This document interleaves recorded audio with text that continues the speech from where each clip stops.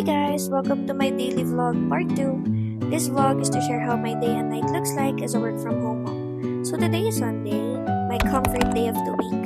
Slow, no rush, para reset day for me. Alam nyo, as a mom, life gets loud most days. So I have learned to love Sundays like this. Parang pahinga muna bago lumaban ulit ng panibagong week. Kasi it reminds me na okay lang naman palang magpahinga minsan, na hindi kailangan lagi naka-survival mode. What?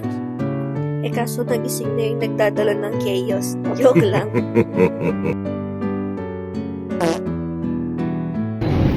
We can buy a lot of toys. Here's our deal. Every time that we're going to the mall, he can only buy one small toy. But if it's your birthday, mommy and daddy will buy you a lot of toys. And number block. And number blocks when it's your birthday. But if it's not your birthday and we are at the mall, we will only buy you one small toy. Because you got a lot of toys already eh. Diba? You have a lot of toys there. We will only buy you one toy. Okay? Okay. Tuwing Sunday din ang day out namin with Sky. And every day out, hindi may iwasang hindi siya magpapabili ng toy.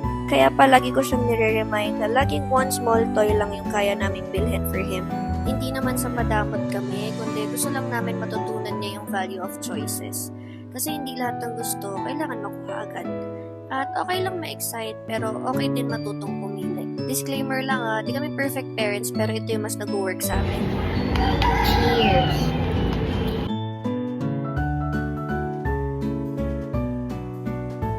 Should we fly? Should we fly? Should we fly? Should we fly?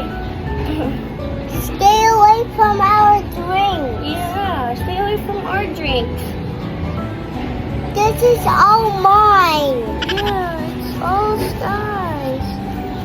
Sky's drink.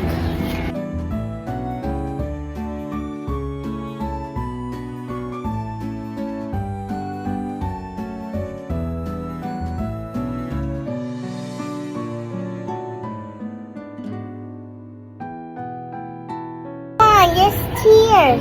Cheers. Okay. Cheers. Cheers. Bye guys. Thank you for watching. And next one.